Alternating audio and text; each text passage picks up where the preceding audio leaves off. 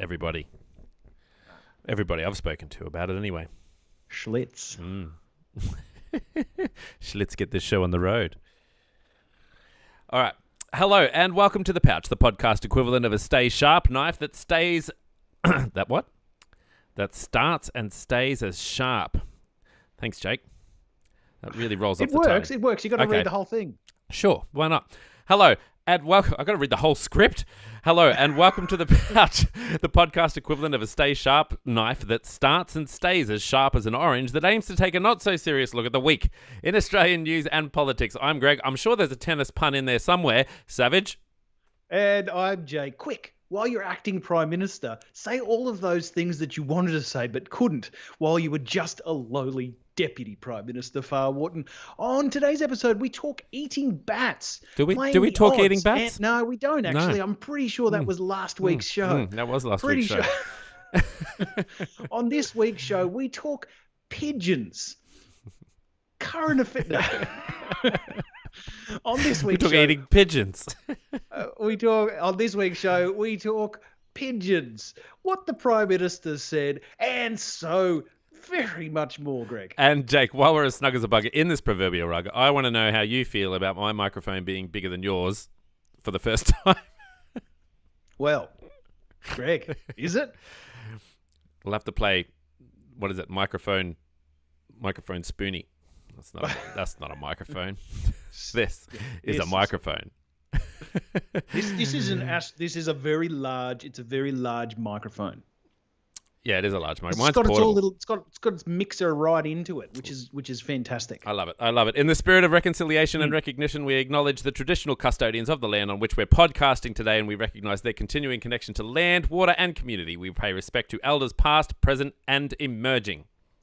And our thoughts this week are with the people of Western Australia who are still under threat from bushfires and storms, and those who are currently under threat of a cyclone up on the Cassowary coast of Queensland. I think just having seen just the tip of another cyclone around the Torres and Cape area.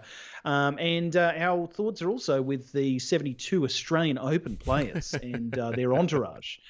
Who are in crazy hard lockdown in their hotel quarantine in Melbourne for 14 days after three arrivals tested positive for COVID, meaning that they're not able to train their allotted 5 hours per day as they had anticipated. I think that was in a car park, wasn't it? That allotted the car park area to be training, but I think they're allowed to train in their respective hotel rooms. I've seen some footage of that. People with the ropes and stuff. They're not forbidden to train. Yeah, I don't know how the hotel feels about the fact that their walls and cupboards are going to have tennis ball sized holes in them once they vacate the rooms. But they're doing their job. Look, I'm in a hotel room at the moment, and I reckon I could whip out a bit of a workout in here.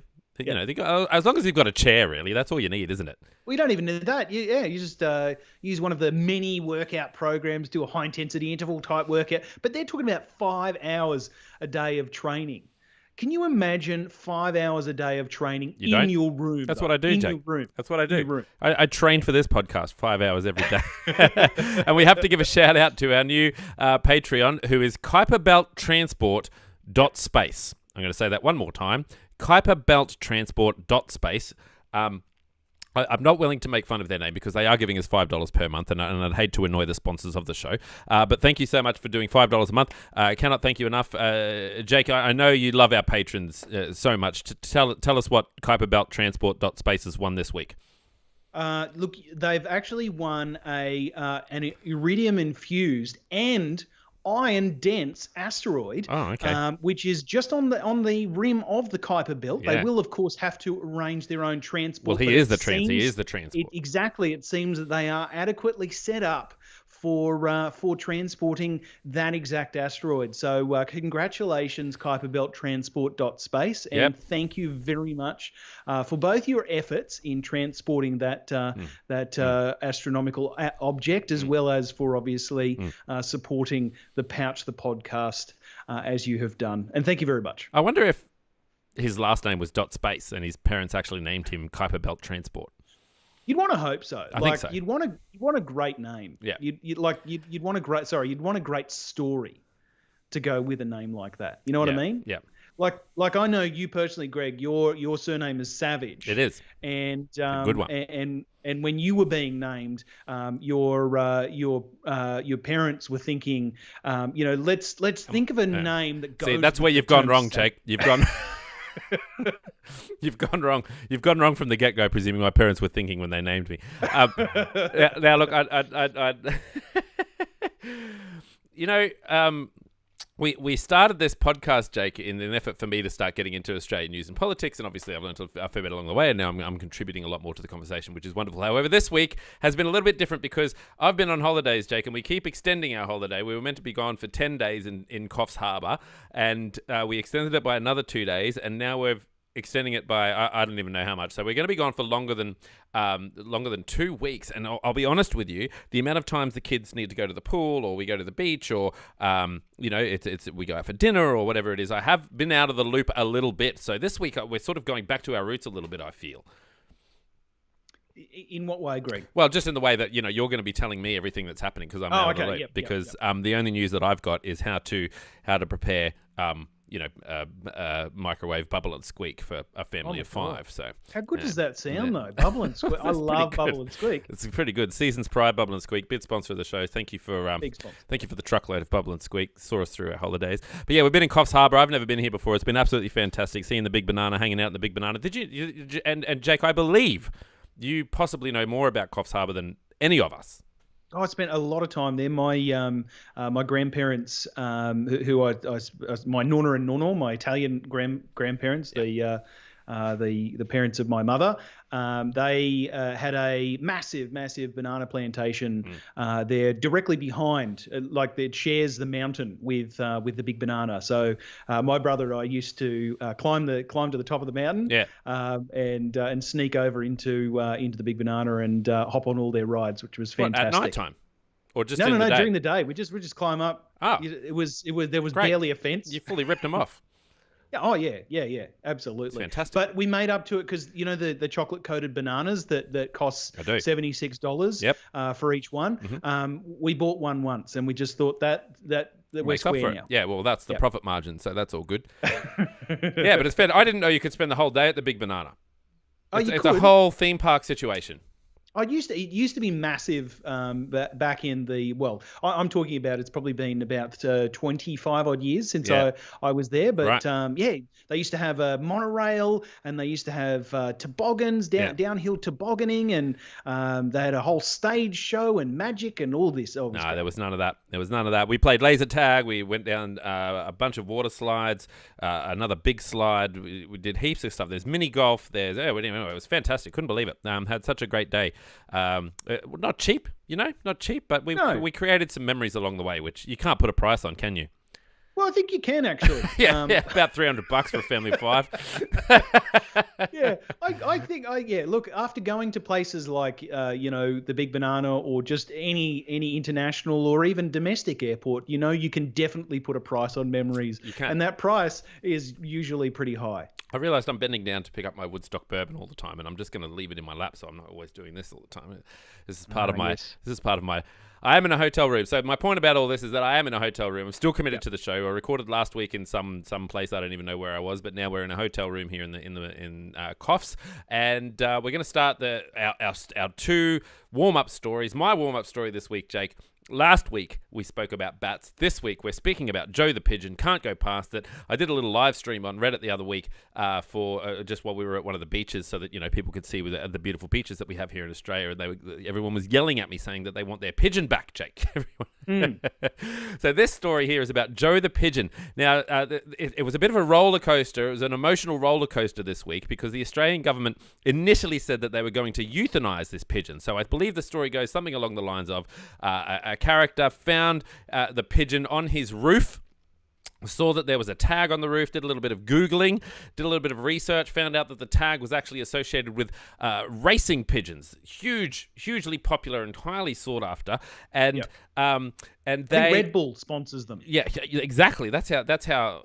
The actual pervasive cultural things. Yeah, the people, the athletes from Red Bull actually learn from the pigeons. That's what they do.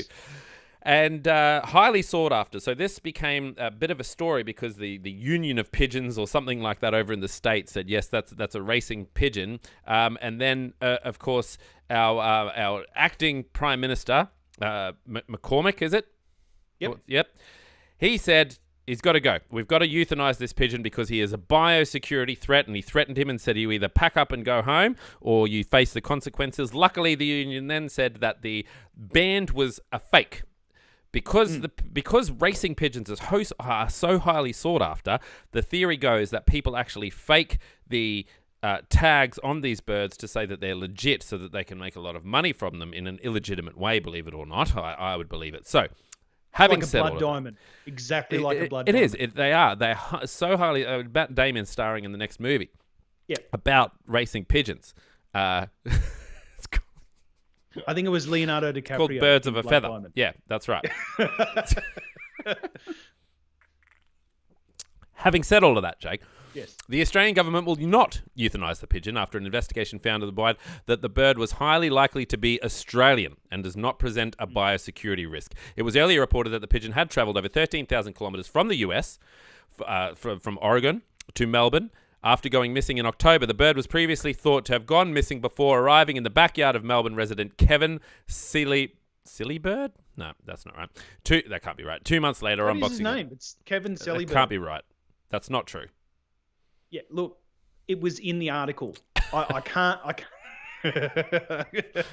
Journalists, do your job. Look, I can't do your job for you. Nobody could suggest this is not this true. Guy anyway, made up his name. All right. Anyway, we've said everything that needs to be said. Joe the pigeon is safe, and we're all happy about that. That makes me feel good. But of course, the only unhappy part about this is that there's still somebody missing their racing pigeon, right? The one that left Oregon in October and just never turned up anywhere. That's true. Let's put a dampener on the story, Jake. Somber note. That's all right. I got something to cheer us up, Greg. You're in charge of the segues today because I'm having a Woodstock bourbon. The thing to cheer us up, so to speak, is that formerly known as Kraft, the dairy maker Kraft, the owners of the formerly named Coon cheese, have announced that it would officially change its name to Cheer, Greg. Yes, that's right. They announced it in June, July that they were going to change their name, but we didn't know what the name was going to be. Exactly, and it has taken a while for them to work out how can they make it better. Like how can they pick a name? How can they pick a name that both is sensitive to the fact that they're changing it to be, I suppose, more aligned with political conventions at the moment, given that the name Coon is well known as a racist epitaph. Yes, and that activists have been asking Kraft to change the name for some significant amount of time. Yeah. In fact, one commentator, Dr. Stephen Hagen, he's the one leading the charge, Jake. He has been leading the charge indeed, yeah. And he said, "I said the cheese brand was offensive. I said that it demeans people of color. I said that it was unacceptable as a brand name in 2020. Anyway, either way, he has also, I should say, rebuked the premise that the naming of Coon was named after both a person, potentially a person, Edward Coon, potentially also the name of its of the process that used to be used in order to make the cheese, so-called red coon, named after the cloth that was used. Essentially, they've changed the name. It's all very exciting for, I suppose, Kraft, the brand. But a lot of Twitter users have vowed to never purchase the brand ever again, accusing its owners of pandering to political correctness. Yes.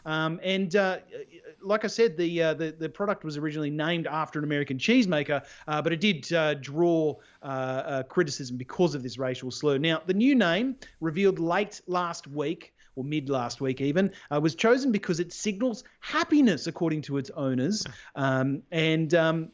Some people hate that the brand has changed its name, thinking that it's just bowing to political correctness. Yeah. Others, probably a little bit like myself, I thought that the name could have used a little more time, or maybe some more consonants, maybe some more vowels, and maybe the wording in a completely different order to make a different word altogether. I think there's probably a middle ground here, because I hate the name. I really hate the name, but I think there is probably a middle ground here. They should have leaned in to the name change for politically correct purposes, Greg. They could have called it politically correct cheese. I like it. I'm happy with that one. What do you think? What would you? It would certainly cover. It would certainly cover. I'm quite happy with Cheer. I think they've done quite well to sort of keep the C, keep it down. That they have to have a brand.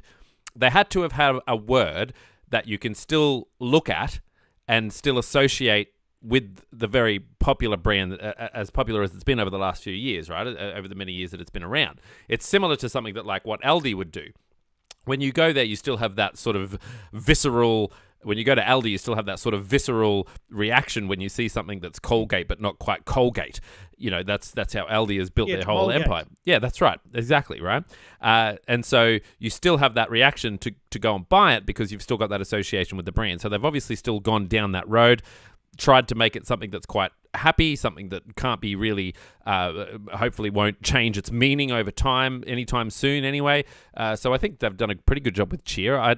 It's interesting because at first I was a bit like, it was obvious, I suppose in my naivety, it was obvious to me that there were little to no racial connotations with the word on the cheese to start with. However, Dr. Hagen actually argued in his argument that that originally the cheese was wrapped in black cloth and given the nickname coon as a joke, which is why he was saying that it's actually racial in origin. So that was his original argument. So anyway, I think it's one of those things that it had to change over time. I think they've done it in a pretty timely manner. Did they want to change it? Probably not. But it's something that has to happen. Otherwise, we do know that there's a bit of a cancel culture situation and that they might end up going under, and we certainly don't want to see that. And it just feels like nice. It feels like the right thing to do, I suppose. Yeah. Yeah, exactly. I've always liked the cheese, and I get that they want. I mean, look, they're a private company; they're going to do what they're going to do. Yeah. And it's it's always good when somebody points out, which I assume that they've known for an extraordinarily long time, that there is a rather direct connotation with right. Again, that racist epithet. Why wait until now to change it and then change it to something that is so different? I don't know, but either way. I do like the idea of politically correct cheese. Politically correct cheese sounds good. I'd buy it. They just sort of should have asked some more people like me. Well, yeah, that's right.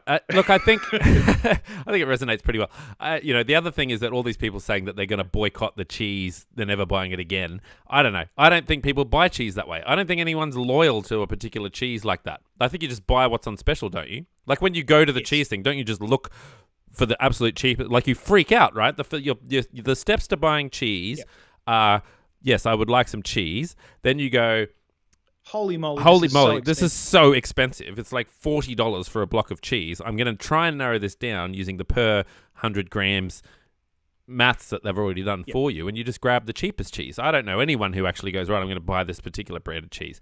But for hard cheeses, absolutely, totally get you. For the soft cheeses, the blue cheeses, etc., you got to go with the higher price tag. Yeah, cheese slices, cheese sticks. You're not going to... I'm talking more about blue cheese or camembert or that's brie right. Yes, the fancier cheeses, the cheeses that you got to because you got to make sure that you got your pairing right between the red wine or the anyway. All right, we do now this week, Jake. Let's get into a little bit of federal politics here. Insert federal politics theme song. Insert federal politics theme song here. I am federal politics. Who loves federal politics? Red does. Yeah. We have a new Prime Minister, Jake. It's very exciting. Now, the Prime Minister, I think he actually gets back today. It's January 18th, 2021. I believe he's back on board today. But this time he did it correctly. I sent him an email earlier today, and the reply said that he was back in town, but he was going through his emails from the last week. Oh, yeah. It's going to take a long time. Take a little bit of time to catch up. Yeah. We all get it. He's self-quarantining on his treadmill just to get through them. So we do have an acting Prime Minister at the moment, Malcolm McCormick, and gosh, he's good, isn't he?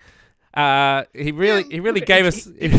He really gave us some fodder, which I was a bit worried it was going to be a slow week, and I was like, "Thank goodness we've got Malcolm McCormack on board." Yeah. Okay. Yeah, he did it in remarkable style too. He just dove launched into it. Nobody was asking for him to go down this direction, but he went down this direction, and boy, when he committed, wow, did he go full throttle. All right. So who is so our Prime Minister goes on holidays. Who is Michael McCormack, and why does he get to be Deputy Prime Minister? So Michael McCormack is the leader of the Nationals. He is the national head of the National Party. And by virtue of the coalition between the Liberal and the National parties in government, they essentially assign the Deputy Prime Minister job to the leader of the Nationals. So when the Prime Minister of the Liberal Party goes on, or when the Prime Minister of the country, when they are the head of the Liberal Party, goes on holidays, the deputy takes over.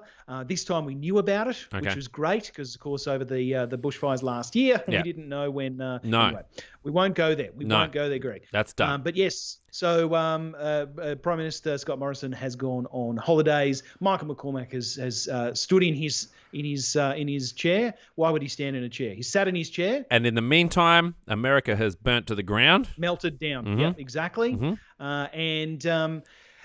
Look, it's such an interesting situation, but Michael McCormack labelled the Black Lives Matter movement a quote protest over racial riots. Yes. In a statement as a way to claim essentially a parallel with the storming of the United States Congress last week. Of course, one day after he said that, Amnesty International criticised him for the deeply offensive comparison. Mr. McCormack did what he does. He doubled down and he argued that both protests should be condemned for their violence. Noting, of course, that in the case of the Black Lives Matter protests, any escalation tended to come from not the protesters, generally speaking, but from other sources such as the police in those situations.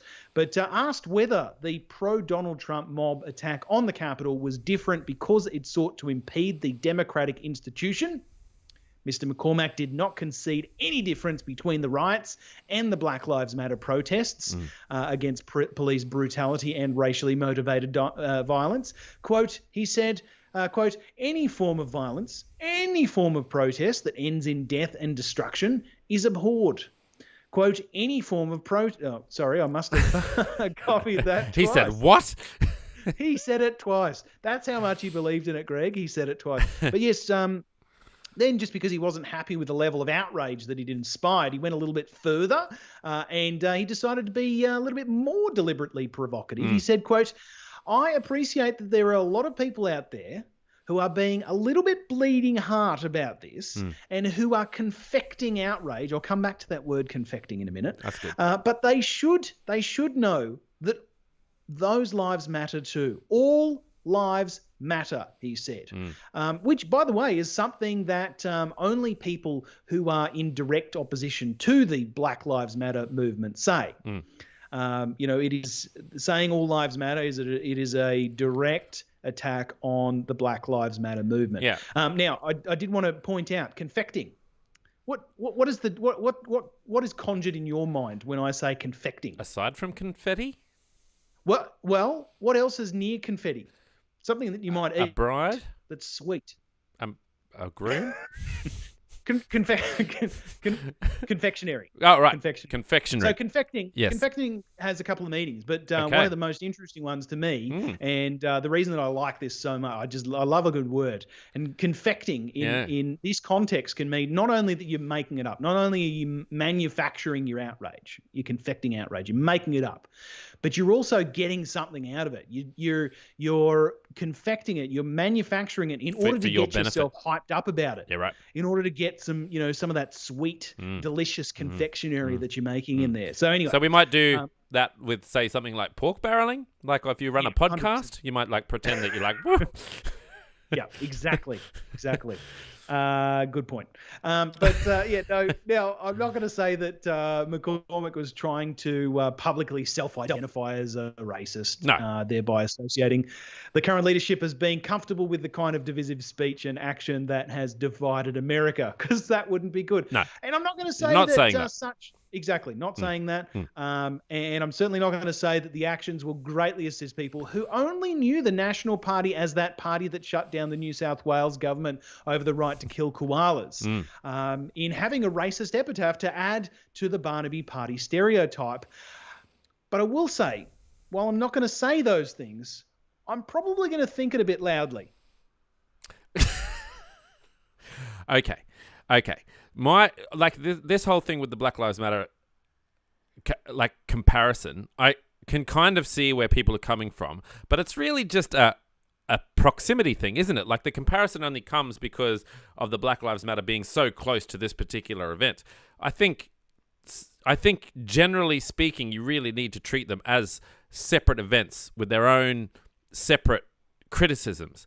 And I think on both sides of the argument, whether you're right or left, or, Republican or liberal, whatever you want to call yourself, I'm pretty sure everyone agrees, unless you're nuts, that any sort of violence is bad, right? That any sort of aggression and any sort of violence is bad, whether it's for Black Lives Matter movement, which did happen. There was some violence and aggression there, which was bad.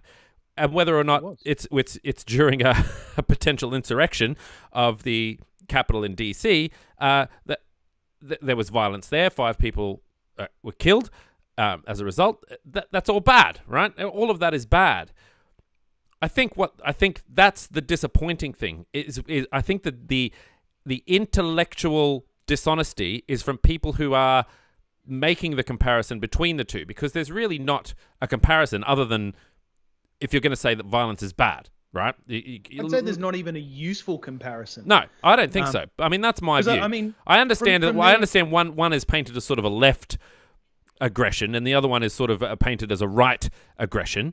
But essentially, Black Lives Matter. There's people on the right and left who will agree with that, and there's people on the right and left who will agree that there was fraud or something like that in the States.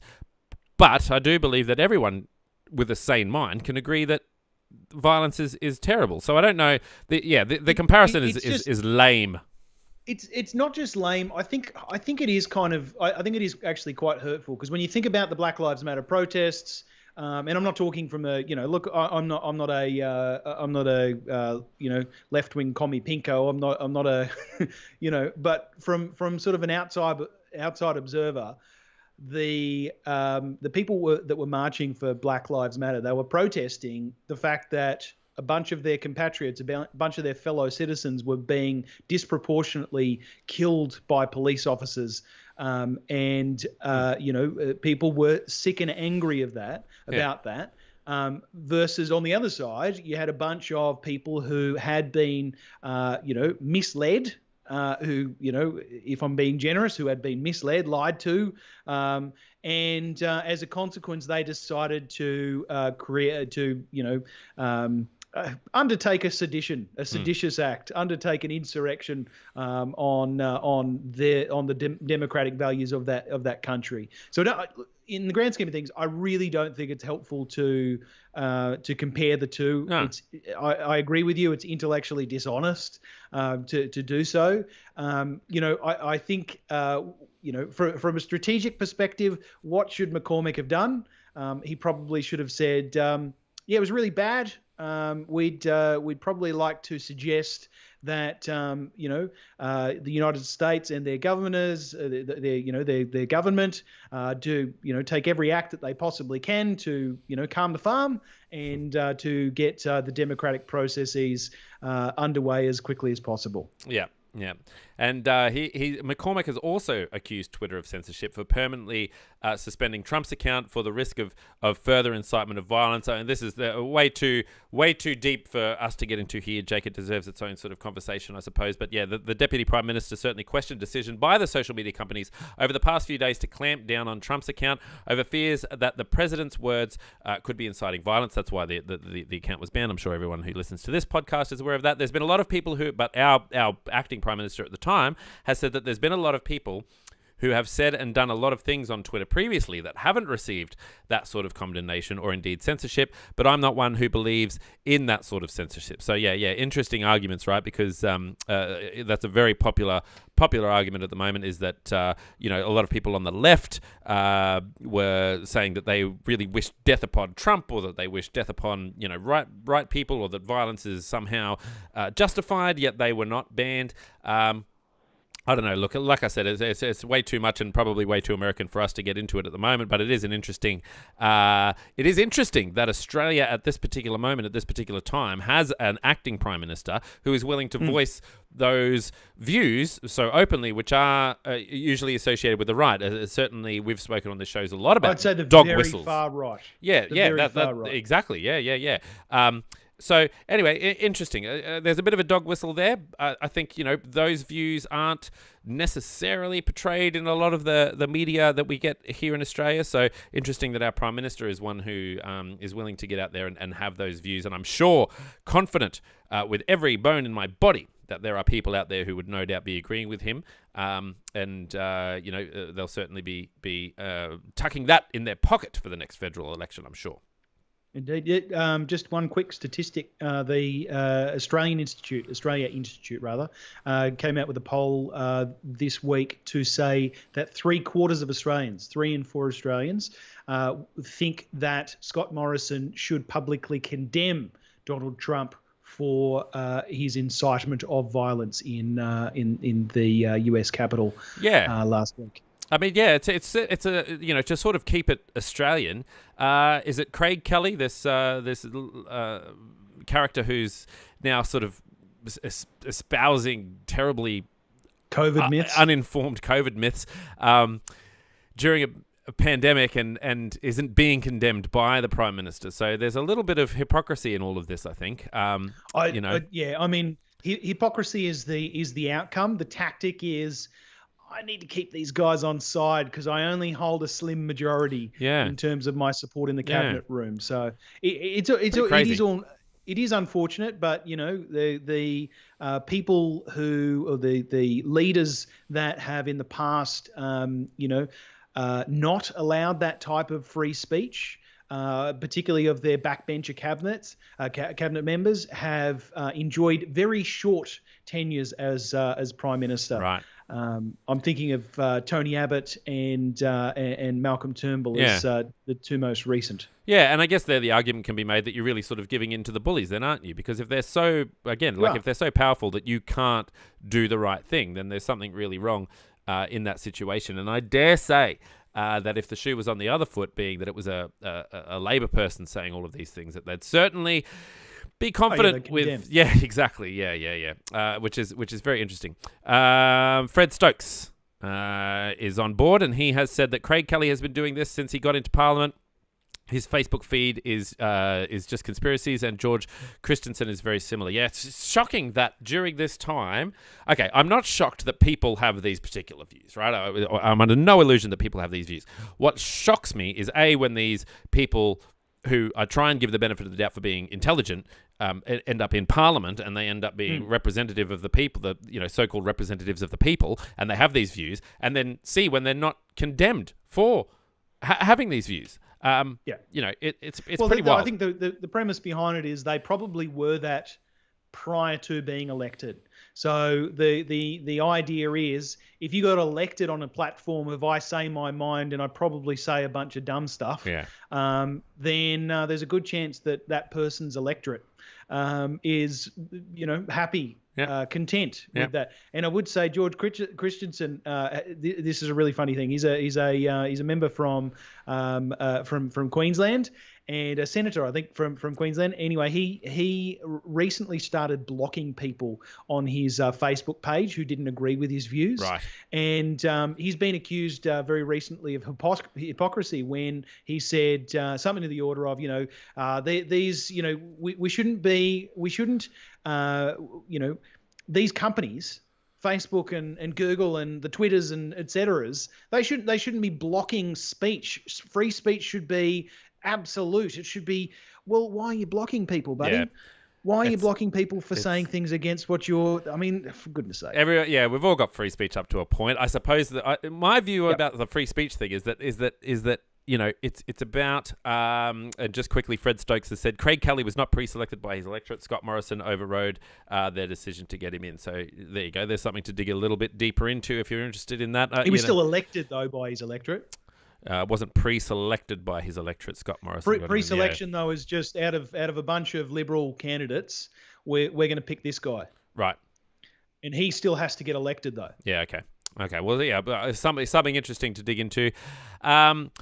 Jake, let's talk superannuation. I do love a bit of superannuation. Yes. I love the fact that we have superannuation. Me too. I love getting my statement once a year and having a look and going, oh, look at that. There's a lot more in that account. Retire now. Do the maths and go, oh, okay, one more year. And thankfully, well, I'm being sarcastic here because obviously some people don't agree with this, but thankfully, the federal government, the coalition had committed. It was an election promise that it would increase by 12% by 2025. Right? So I'm trying to just go off my memory here, that's pretty good. I'm happy with that. This year it was meant to go up by a little bit. Then coronavirus hit. And now there's some discussion about, what are the better options in which we could use this increase in superannuation. So tell us what's happening, Jake. Tell us, why are they stealing my money? Well, this is such an interesting argument, and I want to get a little bit deeper into it as we go. Sure. But just the headline stuff, the federal government is considering giving workers the choice of putting more money into their superannuation or having more take-home pay in an attempt to break the political deadlock ahead of a looming rise on the superannuation guarantee. The plan, which has not gone to cabinet as yet and is part of a range of possible reforms being examined by the government, would trigger a battle with Labor, with the unions, and the $3 trillion industry, $3 trillion superannuation funds industry. So, and they all argue essentially that we should be investing above the current 9.5% guarantee. Yeah. So the basic premise here is that as soon as there's a change to any sort of plan other than the 12.5% increase, Liberals are just sitting ducks. They'll be attacked from all angles. Well, what they're saying is they don't want to go to 12. So it was an election promise that they wanted to go. That they said we're going to get super up to 12, and their argument. It's currently at 9.5. As you said, it's going to go up 0.5%. It's meant to go up 0.5% this year. Yeah. And what they're saying is, sure, maybe we'll go to this 0.5%, but that final 2%, making it, getting it up to 12%, that final 2%, maybe you get a choice. Maybe you decide, do I want more take-home pay or do I want more money in my super? Yeah. The second that they do that, they're going to be lambasted by a rather vociferous industry. And he's already reeling from the effects of coronavirus, right? Because people were able to dig into their super for the first time. Exactly. People were taking out quite a bit of cash. And it's mainly younger people who are no longer going to see the benefits of their compounded interest in their super accounts. And invariably, it means that they're going to retire with less. So it is very interesting all around. I suppose the thing to note here is that, of course, all politicians are on 15% superannuation. Yeah, right. And they're arguing over, potentially 5% for your average Australian worker. Now, the reason why, so Paul Keating has said a lot about this recently, former Labor Prime Minister Paul Keating. He was one of the engineers, one of the architects even as well, of superannuation in general. And his argument has always been, this needs to be flat. Like everyone needs to be on the same things, so that we don't have, this group of people on this group of people on this, so that we're not incentivizing, say, lower income earners to take lower amounts of superannuation, which invariably, if you're on a lower income and your option is take more money for a little bit later on down the track, but you literally will not be able to see this for 50 years. Yeah. Or take some money in your pocket right now that you could potentially do something with today. Yeah. Invariably, most of them are going to choose the money today. Yeah. Right. But that means that down the track, they're going to have less to retire on, which means that invariably the government is going to have to, fund their retirement through social welfare programs. So, look, it doesn't make long-term sense, but it makes great, really great short-term sense when we say, hey, we don't have a great deal of money. There's, we've got an unemployment crisis because of, external factors, i.e. COVID. We really need to be thinking about how we can generate more people getting into things. So let's just not put the pressure on businesses to pay their employees more money without there being the supply and demand pressures, the regular market pressures to pay people more and to create more super. Does that make sense? Yeah, absolutely. My favorite, one of the more interesting theories I've heard about sort of superannuation, which I quite liked, was this idea that younger people should have the option to not actually have superannuation so that they can start saving for a house. Because according to a lot of people, and I'm sort of riffing here from a book called The New Social Contract, which is a book by Tim Wilson, and the byline was renewing the liberal vision for Australia. Tim Wilson was saying that the way to get into Australia, into real retirement, having real funds for your retirement, is to purchase a house in Australia. So that is the new social contract. So once you purchase a house, you have a whole bunch of responsibilities. You have, you're more committed to your job. You're more committed to saving money. You're more committed to doing all of these sorts of things, and you have an asset. And so the struggle really comes from when you're younger and you don't actually have access to a deposit for the house. Should we be giving younger people the option to take home their pay, their whole pay, so that they can save up a deposit for a house a bit earlier, rather than putting it into superannuation, which they're not going to see the benefits of for years and years and years and years and years. And also, owning a house and having your house is actually directly correlated with having a really, really positive post-work life. A dignified retirement, or something he referred to it as, which I thought was really interesting. So I can see that the idea of taking home the superannuation might be appealing, but we also saw when Australians are given the option to take home their superannuation that they're also not very responsible with it, that a lot of people actually dug into their superannuation irresponsibly, not really needing it. There wasn't a lot of checks and balances to get that superannuation, whether or not there's follow-up from that, whether or not there's consequences for that for those people, who knows, but it was obvious that there was a lot of irresponsibility happening with that. So I agree with you. I agree that at a certain point people will just dig into it and they won't have access to it. However, maybe there's some other options that can be considered. The increase would take a big pressure off a lot of the, like you've said, those social social welfare programs and things like that. And like Tim Wilson has mentioned, have a dignified retirement. That's all I've really got. I quite like the idea that younger people should have the opportunity to not get superannuation, that they can then have the opportunity to start saving and be a bit more fiscally responsible, so that they can get into the housing market, and then they can start thinking about their retirement from there as a bit of a building block. That's all I got. Yeah, it financial is advice with Greg. Definitely take financial advice from a podcast. Don't take the financial advice. Don't take it. Okay. Look, it's an interesting one. You do need to think about the cost pressures. We already have enough people buying houses that we have, housing price increases that are phenomenal, which invariably prices out young people from purchasing. The bubble is real, Jake. The bubble is real. The bubble is real. The bubble and the struggle. But and that means that that invariably younger people are being pushed out to the regions where they can afford their housing. That locks them into an area for the duration of at least paying off a little bit of that. It can mean that when they're ready to take the next step in their career and move into the city and buy their next house, that they have to wait on that house making enough money so that they can get the deposit for. Anyway, look, there's all sorts of pressures in there. I don't necessarily think that it's but look, I am a big fan of super. I think having seen people like both of my grandparents, only one of them's both of them, all of my grandparents, only one of them's still alive, but seeing them on the pension, it's tough. They really struggle. People on the pension really struggle. So being able to be, when I contrast that with my old man, with my dad, who's a self-funded retiree, and he's out, one day is boating along on his yacht, and the next day is flying over to Western Australia. It's a big difference. So giving people the opportunity to be self-funded retirees, I think, is a huge incentive.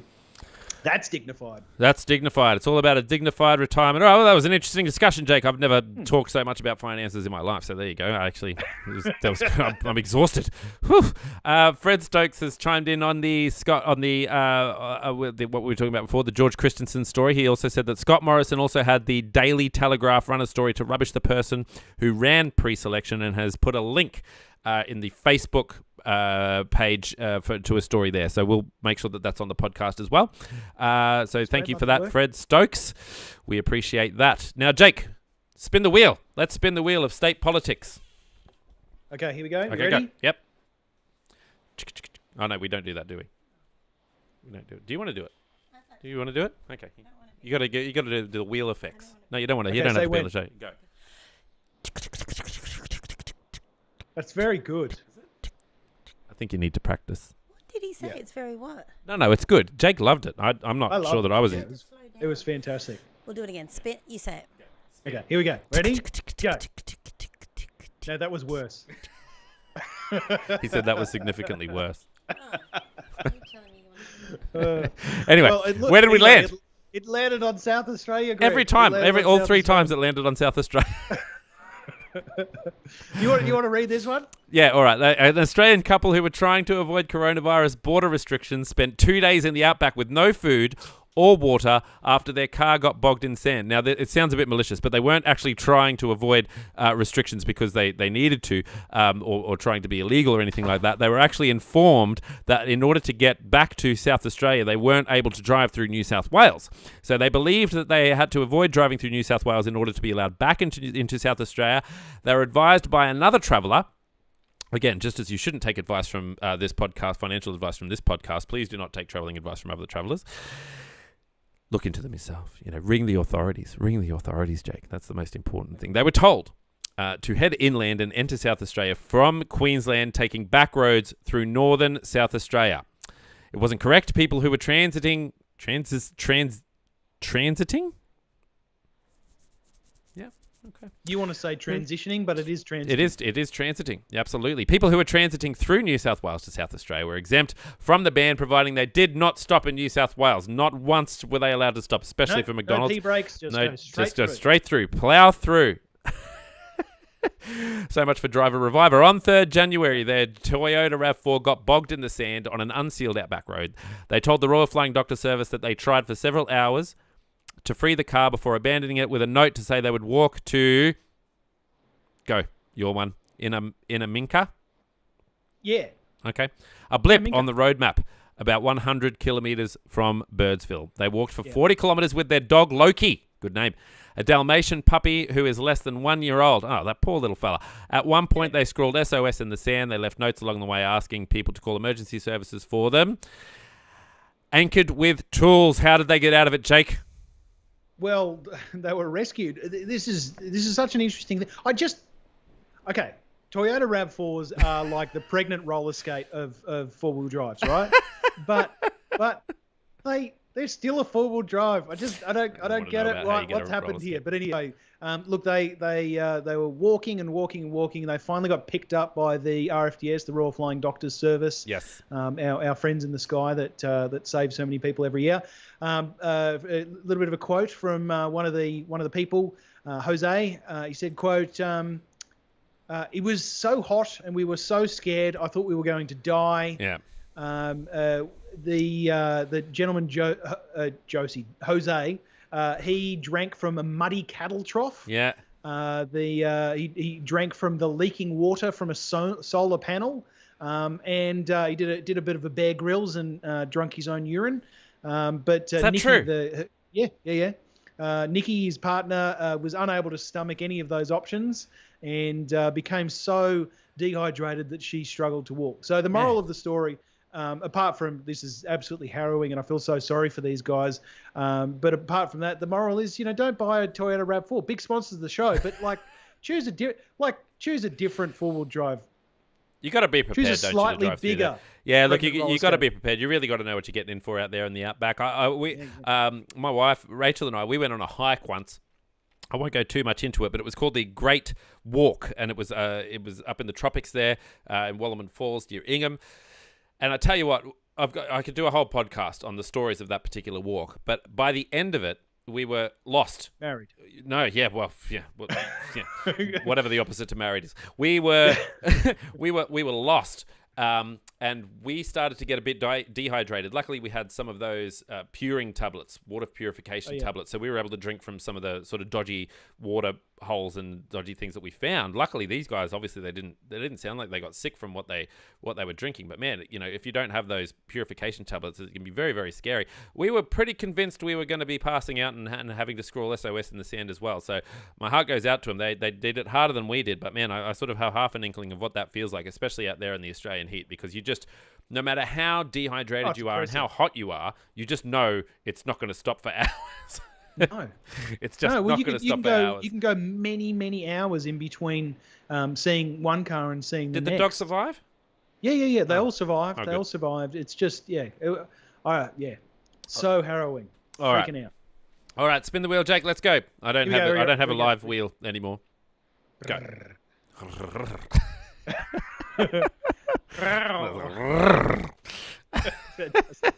Where have we landed? A bit sexy. It's gone to Victoria. Oh, It's excellent. landed What? on Victoria. I was wondering what Victorians are up to. I was wondering what Australia's Premier Dan Andrews has been up to. What has he Exactly. been? Well, it turns out, not No one necessarily ever he- told him. It's about time he faced the music, Jake. Very nice. I did like that one. That was very, very, very lovely. So the Minister for Creative Industries, Danny Pearson, has announced a bunch of grants, some funding for Victoria to essentially pick up from where they left off pre-COVID. Right. Grants through the Victorian Music Industry Recovery Program will support 133 even Victorian music businesses and artists with funding totaling almost $3 million. Grants will produce COVID-safe events, support the creation of new music activity at live music venues, statewide tours, business development opportunities, and other digitally based initiatives. The projects range from live events such as indie promoter Penny Drop's 10-day series at the Malthouse Outdoor to live-streamed events, the likes of DJs Vinyl Vixens. Oh, I love Vinyl Vixens. Yes. I love their song. Yeah. What was it? It's That just song on the tip of also, my tongue. Vinyl Vixens. Gosh, it's right there. It's right on the tip of my tongue. And I can't seem to find them on Apple Music. Vinyl Vixens. Am I spelling it right? Vixens. Yeah, Vinyl Vixens. Okay, yeah, they don't actually have anything on Apple Music, so that joke has kind of failed. But anyway, just make up a song name, Greg. The Birds of a Feather. Yeah, it's they're well-known songs. Yeah. And the new work from musicians such as Isaiah Firebrace. Ah, hang on. I love Isaiah Firebrace. And one that you do know, everyone knows, Ella Hooper. Isaiah Firebrace. Why do these people come up when you start? Isaiah Firebrace. I do love Isaiah Firebrace, who also doesn't have anything on Apple Music. Yeah, Ella Hooper does, though. I've got some advice for these artists. Put your stuff on. I don't know how well you were doing before coronavirus, but if you... Yeah. Definitely need to work on that. So an additional... Call me. I got some time. I'll manage you. Additional I'm managing Anna Weather up, so we may as well just, throw Vinyl Vixens in there as well. Start a label. The Pouch, the podcast, the music. Isaiah Firebase. But I do know Ella Hooper. Everyone knows Ella Hooper. Yeah. She's got a beautiful voice. She does have a beautiful voice. She's got a haunting voice. Such a beautiful... Anyway, yes, an additional $5 million will be invested in live music venues as part of Victorian Live Music Venues program, supporting 68 music venues to withstand and respond to the impacts of the coronavirus pandemic and resulting closures and restrictions. Yeah. And that $8 million total is part of the $25 million that the Andrews government have so far handed to the music and arts industry. And of course, 2020 was a year in which virtually no music acts could tour. It's crazy. Where the money might have been spent attending gigs of local acts. It all went unspent. And where major artists around the world held back releasing new music. That's right. Because they couldn't tour. They couldn't tour to make up their cash. Exactly. And we know that we had to sort of have a culling from the top down, meaning that we had to figure out what were the important things that we needed to keep around. Obviously, the arts and the music weren't one of the most important things to keep around. I'm not saying that they aren't important. They just weren't one of the most important things to keep around during a pandemic. But now we also know that with the passing of time, that when people don't have access to these particular things, that can cause immense struggle when you don't have access to entertainment and things like that. We were lucky enough in the Blue Mountains to have Tim Friedman recently, and it was just great to be able to go out and enjoy some live music and just to reinvigorate the soul. I was curious, Jake, as to... Pardon me. It's bourbon. I was curious, Jake, as to how the other states fared with their funding of arts grants given this time. I did a little bit of research. New South Wales, a $50 million dues for arts in the recovery period from coronavirus. And I was actually been lucky enough to go to a few shows, particularly around this, what was it called? Great Southern Nights was the name of the initiative. Anna Weatherup, of course, being one of the headline acts of one of the shows, and I think that the Tim Friedman show was also part of that. Queensland, $22.5 million dues, so less than half of New South Wales. I'm give or take. South Australia, you kind of have. I think we have a third of the population of New South Wales. Yes, Jake. So per capita, but you know what artists are like. You still have the same amount of artists. That's true. That's true. Any money is good money. So if you have a population of 5, 4 of them will be artists. Yeah. And one will be hardworking. South Australians, $10.2 million dues. Western Australia, $23.4 million dues. ACT on their website didn't actually give a specific number, but they did say over $10 million dues. Yeah. So I'm imagining like 70 million. I'm imagining $400 million. It's way over 10 million. They weren't willing to put the point in there. And Northern Territory, now, Jake, I did spend, 10 minutes Googling things this day and age is quite a lot. And I spent a good 10 minutes trying to figure out what on earth Northern Territory was doing for artists up there. Couldn't find anything. The website that initially comes up when you Google search it literally led me to a 404 could not be found page. From there, it was just downhill. I really couldn't find all that much about what Northern Territory were doing in regards to the arts. But I'm sure they're doing something. I'm sure, I don't know. I'm sure they're all over it. But I couldn't find anything. So if you know the answers to that particular question about what's happening in the Northern Territory, you can email us at thepouchofthepodcast at gmail.com and let us know. But my intense Google searching could not find nada, zilch, zero. Anyway. I thought, Greg, before we go to the outro, I might too late. Thanks, Jake. Might show the those watching on the live stream. Yeah. Have you got rather hail? Intense rain. You got hail? I don't know that I've got. I feel hail. drunk looking at your screen, Jake. Oh. Nothing to do with the bourbon. You can't see out. We can hear it. We can hear it. Oh wow, that's amazing. Why don't you have that as your background? Turn it around. Yeah. That's good. I have thought of that. A couple of little comments on the Facebook page. Sorry about Fred the motion Stokes. sickness. No, that's fine.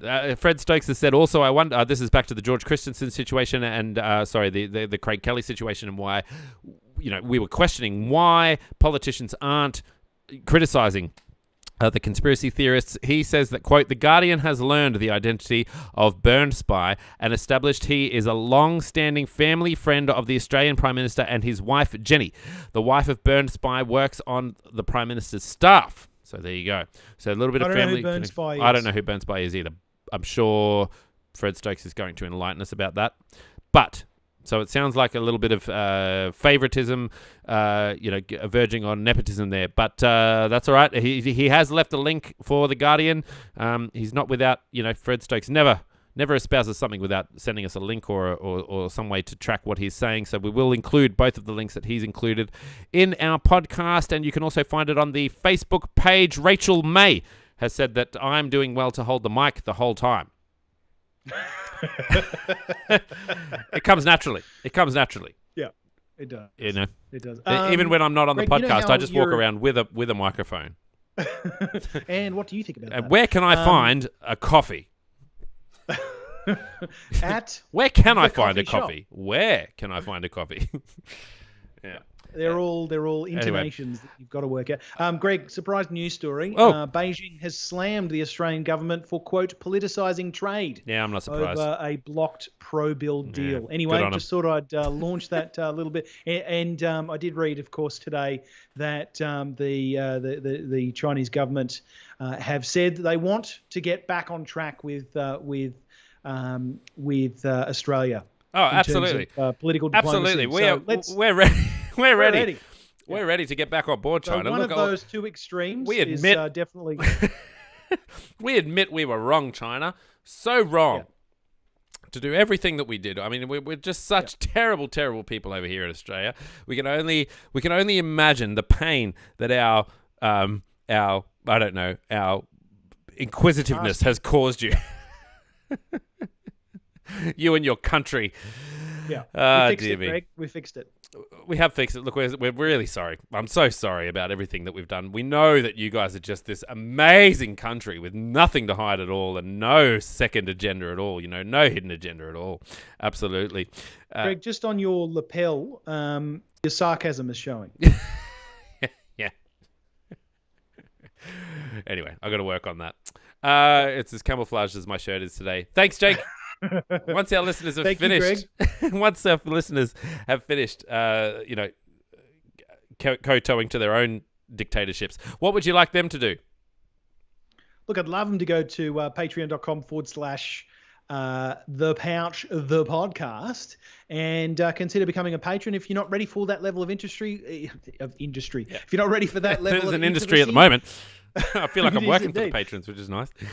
I love it. If you're not ready for that level of intimacy of becoming a patron, we'd love it if you could hit the subscribe button, and like and review us. That'd be great if you could review us and rate us, and that'll help other people to find us. Absolutely. And if you want to share the love, you can tell your friends, family, and foes to head to thepouchofpodcast.com where they can choose their favorite podcast player of choice and subscribe that way. Jake, eat, bubble, and squeak. Yeah. Eat it. Microwave it for your family. Microwave it. Get it in your mouth. Yeah. Get it in your mouth. Yeah. I'm not sure that any of the ingredients are actually food. That's all right. That's right. I'm pretty sure it's just the cardboard. I'm pretty sure this is it. I'm pretty sure. I shouldn't be saying that. I did have a lovely breakfast with the Bubble and Squeak this morning. So, to anyone who was involved in the making of that breakfast, I do thank you very much, and I don't take you for granted, Jake. Wasn't me. Oh, I know. That's right. I know.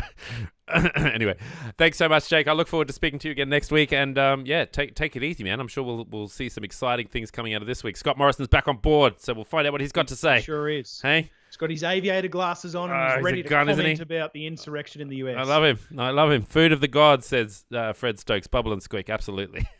Yeah. Absolutely. All right. I thought Food of the Gods was in reference to the Prime Minister Scott Morrison. No. He's not Yeah, I was a accountable little bit just left yet. down. No. Although he was going to go to Hawaii. All right. I'll speak to you soon, my friend, and thank you so much. Thank you to our listeners. Peace out. Thank you, listeners. Thank you, Greg. No worries.